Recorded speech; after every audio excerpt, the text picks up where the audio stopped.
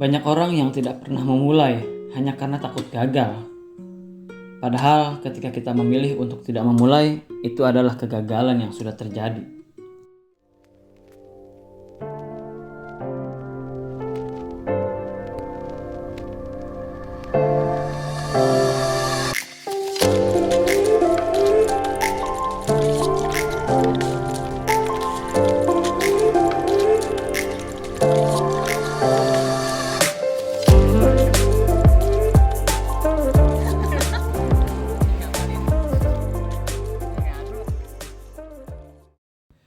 Jam 6 pagi seberes persiapan dan packing, gue dan teman-teman gue siap meluncur menaiki sepeda motor. Kali ini gue dan teman-teman gue mau pergi ke salah satu objek wisata di kawasan Gunung Halimun Salak, Kabupaten Bogor. Kami akan pergi ke objek wisata Kawah Ratu. Di perjalanan kali ini, gue bakal ditemenin sama Yanskuy, Ade Kurniawan Sang Baristuy, dan Anopeles si anak Columbus. Ratu menjadi destinasi favorit bagi pendaki atau pecinta aktivitas outdoor di wilayah Bogor dan sekitarnya. Jalurnya yang terbilang landai sering dijadikan ajang pemanasan sebelum mendaki ke gunung yang lebih tinggi. Selain itu, Kawah Ratu juga memiliki daya tarik tersendiri, yaitu dari fenomena alam dan keindahan sungai berwarna biru yang mengalir ke sungai Cikuluwung. Perjalanan dari Jakarta menuju ke area Kawah Ratu akan ditempuh dengan waktu kurang lebih 2,5 jam dengan menggunakan sepeda motor. Sebelum sampai di lokasi, kita memilih untuk sarapan terlebih dahulu di salah satu rumah makan karena tadi pagi belum sempat untuk sarapan. Untuk menuju Kawah Ratu bisa melewati beberapa jalur pendakian. Terdapat 2 jalur pendakian yang sering digunakan, yaitu lewat jalur Cidahu di Sukabumi dan bisa melalui jalur Pasirengit di Kabupaten Bogor. Kedua jalur itu juga merupakan jalur pendakian yang biasa digunakan para pendaki untuk menuju ke Puncak Salak. Namun kali ini gue dan teman-teman akan trekking via base camp Pasirengit. Tiba di gerbang pertama yaitu di kawasan Taman Nasional Gunung Halimun Salak. Pengunjung akan dikenakan tarif sebesar 20.000 per orang. Setelah melewati gerbang pertama, kita lanjut menuju ke parkiran Kawah Ratu yang akan ditempuh sekitar 15-20 menit. Dengan jarak sekitar 2 km. Namun karena kondisi jalan yang rusak dengan kontur tanah bebatuan yang licin, pengunjung harus ekstra hati-hati karena kendaraan kalian bisa dengan mudah tergelincir dan hilang kendali. Kita udah nyampe di parkiran Kawah Ratu, guys. Kita prepare dulu nih sebentar, pulang. Di sini kita lanjut registrasi di atas. Oke, mantap. Seberes packing dan ganti pakaian, kami mulai trekking menuju ke pos pendaftaran untuk registrasi. Sebetulnya bisa saja sih untuk parkir motor di dekat pos registrasi. Namun kami lebih memilih untuk parkir dan menitipkan barang bawaan yang tidak perlu kami bawa di warung yang ada di bawah. Sebelum memutuskan untuk pergi ke Kawah Ratu, kami sudah memiliki beberapa opsi gunung yang sekiranya bisa kami daki dengan waktu yang singkat. Seperti beberapa gunung yang ada di Bogor, ada Gunung Butik, Kuta, Kencana, dan Bukit Pinisan.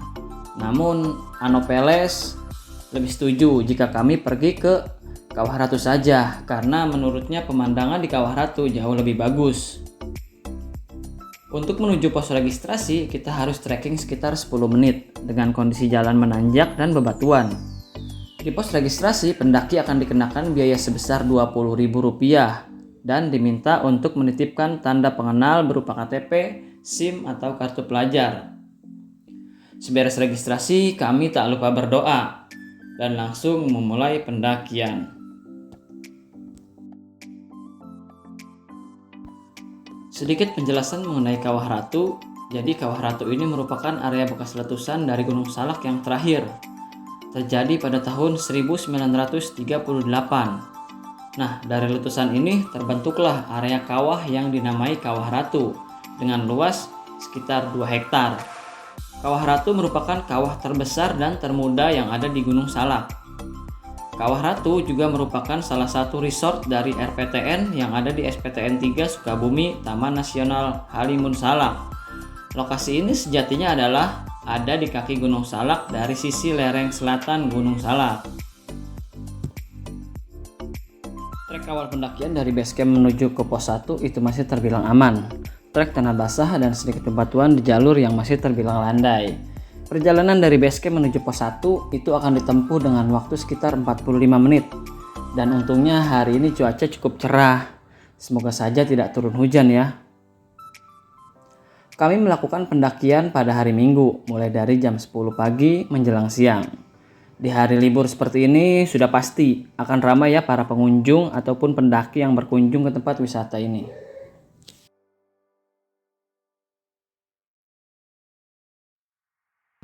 Gunung Salak merupakan gunung terdekat dari rumah gua. Namun meskipun jaraknya dekat, gua sendiri belum pernah menjajakan kaki di puncak Salak. Selain karena tidak diizinkan oleh orang tua untuk melakukan pendakian ke sana, Gunung Salak juga memiliki karakteristik yang berbeda dengan gunung-gunung indah yang ada di Pulau Jawa.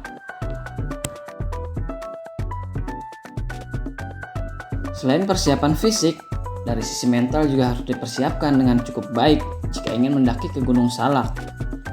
Itu dikarenakan Gunung Salak merupakan tipikal gunung dengan kondisi hutan yang masih sangat padat, cuaca yang kerap kali sulit ditebak, jalur yang jarang bonusnya, belum lagi hewan seperti pacet yang menjadi momok tersendiri untuk para pendaki. Nah, itu semua bisa menjadi penyebab para pendaki mikir 2 hingga 3 kali jika ingin mendaki ke Gunung Salak. Tapi tenang saja ya. Jika teman-teman ingin melakukan pendakian ke Gunung Salak namun tidak punya teman yang sudah berpengalaman pergi ke sana, nah salah satu ketentuan dari Gunung Salak itu persyaratannya yaitu minimal pendakian 3 orang peserta. Nah, jadi saya lebih menyarankan untuk teman-teman yang ingin melakukan pendakian ke sana lebih baik ikut jasa open trip karena memang sudah banyak jasa open trip yang melakukan pendakian ke sana. Dan yang pasti yang open tripnya yang sudah kalian percayai sebelumnya. Akhirnya kami sampai di pos 1. Kami istirahat sebentar. Selain karena masih tidak terlalu capek, kami juga lebih memilih untuk efisiensi waktu ya.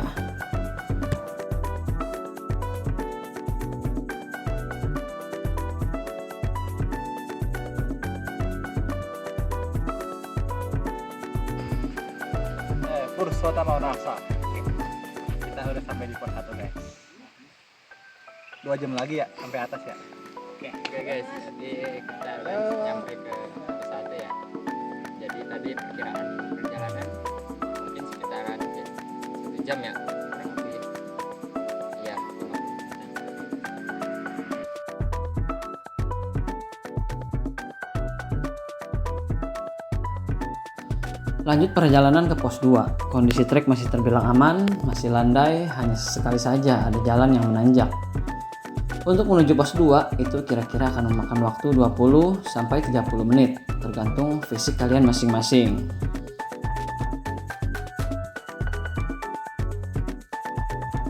Sebetulnya apa sih yang menarik dari pendakian ke Kawah Ratu? Nah, seperti yang sudah dijelaskan sebelumnya, jika area Kawah Ratu itu memiliki aliran sungai yang berwarna biru toska. Hal ini sangat kontras dengan bagian bawah yang berwarna kekuningan karena mengandung belerang. Perpaduan sungai inilah yang menjadi daya tarik tersendiri dari tempat wisata Kawah Ratu. Jika kamu mendekati sungai, aliran sungai akan terasa hangat dan memiliki bau yang khas. Dan menariknya, banyak loh pengunjung yang menggunakan endapan belerang untuk digunakan sebagai masker wajah. Nah, konon masker belerang bisa membuat kulit lebih mulus. Seperti yang teman-teman lihat, kondisi hutan di sepanjang jalur pendakian ke Kawah Ratu ini masih sangat asri. Hutan padat yang masih terawat menjadikan sinar matahari tidak langsung mengenai tubuh kalian karena terhalang oleh banyaknya pepohonan, sehingga teman-teman tidak mudah dehidrasi dan kepanasan. Sepanjang perjalanan dari base camp sampai Tibus 3 itu masih banyak mata air, sehingga kalian tidak perlu takut kekurangan air ya. Setelah berjalan sekitar 30 menit, akhirnya kami sampai juga di pos 2.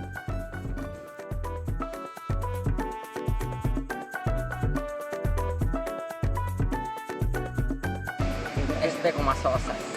Sekarang kita sudah sampai di pos 2. Kira-kira perjalanan dari pos 2 ke pos 3 ada nggak? Ada Pos 3 itu kurang lebih berapa?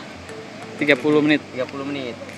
Ikuti terus petualangan kami. Pos apa yang warna biru? Pos apa tuh? Postingan mantan nikah dengan yang lain. Dari pos 2 kami melanjutkan perjalanan ke pos 3. Tadi di pos 2 kami beristirahat tidak terlalu lama, hanya beberapa menit saja. Dari pos 2 ke pos 3 itu akan menghabiskan waktu sekitar 30 menit. Walaupun di musim kemarau, hujan lokal bisa saja terjadi. Nah, jadi teman-teman jangan lupa untuk membawa jas hujan atau raincoat ya. Dan bisa juga nih untuk teman-teman yang mau menggunakan jasa pemandu di sini jika diperlukan. Karena banyak terdapat jalan bercabang dan petunjuk arah yang kurang jelas yang terkadang bisa membingungkan para pendaki yang pertama kali berkunjung ke Kawah Ratu.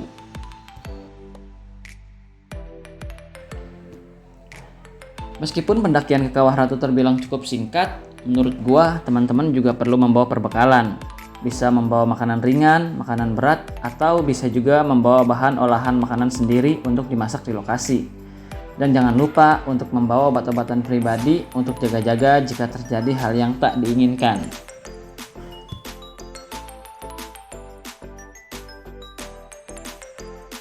Perkiraan sampai Kawah Ratu berapa lama lagi guys? Kita berjalan kurang lebih udah 6 jam dari rumah. Oke, dari rumah. Ya kurang lebih 1 sampai 54 menit lah. Oke. Mainnya stamina kita tuh habis ya guys. Tapi masih oke sih. Setelah istirahat sebentar, kami melanjutkan perjalanan dengan trek yang masih sama dengan kontur tanah basah dan ditemani gemericik air dari sungai kecil di sisi kiri trek pendakian.